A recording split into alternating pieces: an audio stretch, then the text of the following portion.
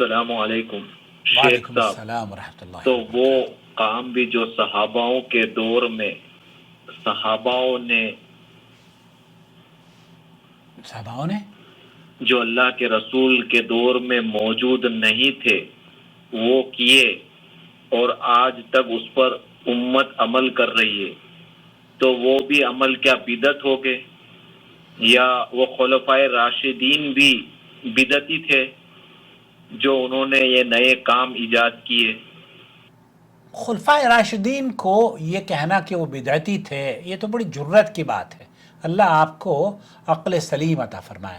دوستوں، بھائیوں اور بہنوں، یہ تبصرہ ہے دراصل اس ویڈیو پر میری جہاں مجھ سے سوال کیا گیا تھا کہ حنفی حضرات قبرستان میں نئی بدعت ایجاد کر رہے ہیں، اور وہ بدعت کیا ہے کہ وہاں جا کے منزل، سپارے اور فاتحہ اور پتہ نہیں کون کون سی چیزیں، بہرحال احناف کے قبرستانوں میں قبر کی یا جنازے کی تدفین کے بعد سے لے کر، کچھ دیوبندی حضرات ہیں، کچھ بریلوی حضرات ہیں، کسی فرقے کے نزدیک تو تیسرے دن یا 10ویں دن یا 40ویں دن یا 4 مہینے کے بعد اس طرح کی رسومات، خود ساختہ رسومات بنائی گئی ہیں۔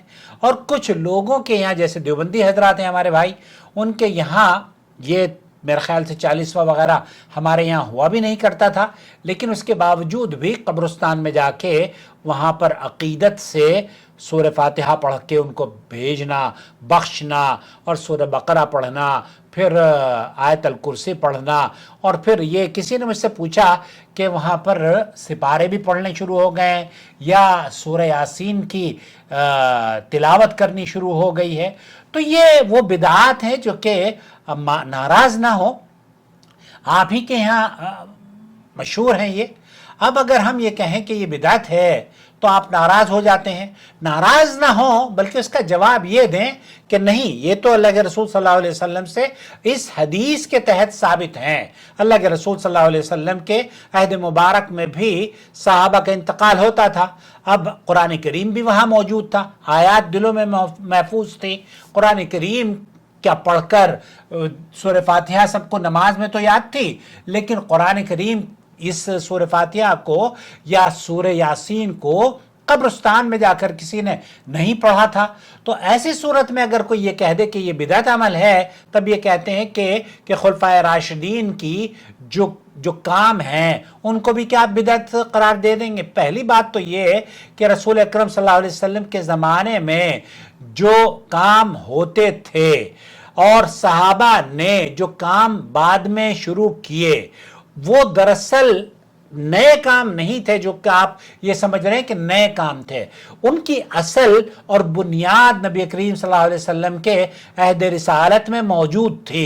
اب ایک الگ بات ہے کہ آپ اس کو دوسرے زاویے سے سمجھتے ہوں۔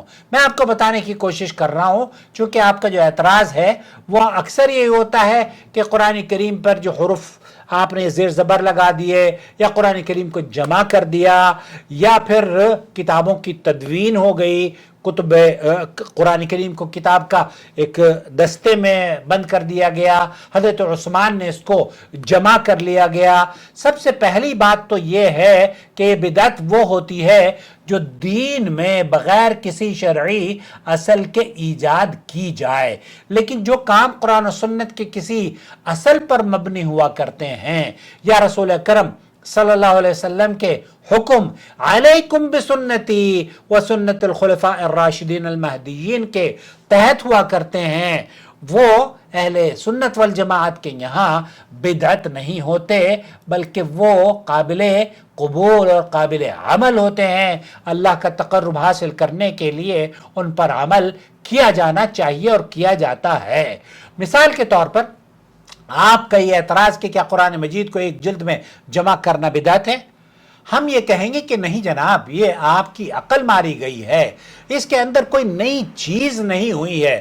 قرآن کریم موجود تھا، اس کے تحفظ کے لیے، اس کی حفاظت کے لیے اللہ نے حکم بھی دیا تھا، اور یہ اس حکم کی تعمیل ہوئی ہے کہ اسے محفوظ کر لیا گیا ہے۔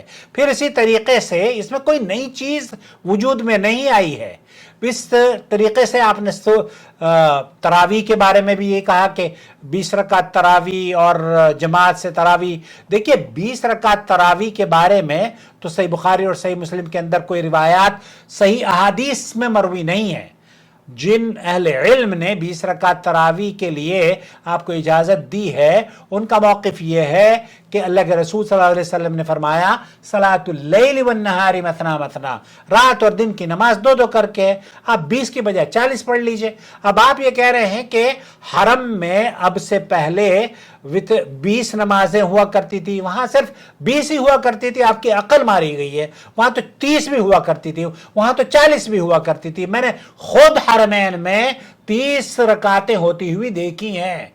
अब आप अगर 20 साल पहले देखें तो 20 रकातें या 22 रकातें पहले होती थी, बल्कि 23 रकातें पहले होती थी ईशा के साथ, और फिर 13 रकातें 2 वितर, पहले वितर तरावी के बाद पढ़े जाते थे और फिर वितर आखिर में भी, आखिरी अशरे में भी क़यामुल लैल के बाद पढ़े जाते थे। तो इस तरीके से 2 रकात 2 मरतबा नमाजें वितर की हुआ करती थी। शेख इब्न बाज को के कब्र को अल्लाह जन्नत का बाग बनाए, उन्होंने इस पर पाबंदी लगा दी कि नहीं, हमें अल्लाह के रसूल सल्लल्लाहु अलैहि वसल्लम की हदीस मिली है, आप अलैहिस्सलातु वस्सलाम ने फरमाया है रात की जो नमाज है वो वित्र 1 मरतबा होती है और वो आखिर में पढ़ी जाती है। तो उसके बाद से अल्हम्दुलिल्लाह पूरे सऊदी अरब में 1 ही मरतबा वित्र की नमाज होती है।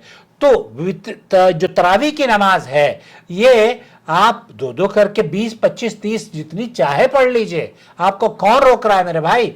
लेकिन अगर आप ये कहें कि क्या ये सुन्नत है कि हजरत उमर फारूक रज़ियल्लाहु ताला अन्हु ने एक इमाम के पीछे जमा कर दिया था, तो अल्लाह के रसूल की हदीस है ना, अलैकुम बिसुन्नती व सुन्नत खुलफाए राशिदीन अल-महदीयीन। तो हमें इन खुलफाए राशिदीन की सुन्नतों पर अमल करने की इजाज़त अल्लाह के रसूल सल्लल्लाहु अलैहि वसल्लम ने दी है। तो आपका ये कहना कि ये बिदअत है, ये वो अमल जो सहाबा ने किए हैं उनकी नज़ीर या उनकी असल अहद रिसालत में मौजूद है। कोई ऐसा अमल आप बताइए ना जिसका कुरान और सुन्नत में जिक्र ना हो और वो फिर उम्मत उस पर कर रही हो। उलमाए अहले सुन्नत वल जमात, अहले हदीस उलमा के नज़दीक आप एक भी अमल नहीं पाएंगे।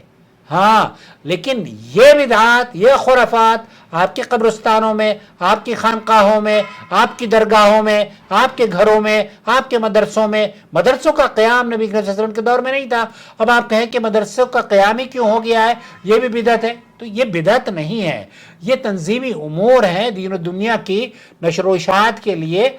और अगर इसमें आप ये समझते हैं कि ये बिदअत है तो फिर मुझे माफ़ कीजिएगा, अल्लाह के रसूल सल्लल्लाहु अलैहि वसल्लम ने फरमाया मन आमिला अमलन लैसा अलैहि अमरुना, हमारे इस दीन में जिस कोई काम अगर करता है और जिस पर हमारा हुक्म नहीं, वो मरदूद है, काबिल कबूल है। तो मैंने ये सिर्फ जिक्र किया है वीडियो में कि कुरान खानी 40वां और कब्र पर जाकर सूरह यासीन या सूरह बकरा पढ़ना, ये नबी करीम सल्लल्लाहु अलैहि वसल्लम के अहद मुबारक में नहीं था, सहाबा भी नहीं करते थे ना। अब आप ये बताइए किस सहाबी ने वहां कब्र पर जाके सूरह यासीन पढ़ी? चलिए आप ही मुझे बता दीजिए, मुझे उम्मीद है वजाहत आपके लिए हो गई होगी। आपके लिए क्या हुई होगी? लोग सुधर रहे हैं अल्हम्दुलिल्लाह, हमारी वीडियोस देखकर अल्लाह ताला ने बहुत सारे लोगों को सुधारा है और ये चैनल आपके एतमाद, आपकी सपोर्ट की वजह से यहाँ पहुँचा है। और हम अल्हम्दुलिल्लाह रोज़ाना कोशिश ये करते हैं कि कीमती से कीमती मवाद आपकी खिदमत में जमा करके पेश करते रहें। अस्सलामु अलैकुम वरहमतुल्लाहि व बरकातुहू।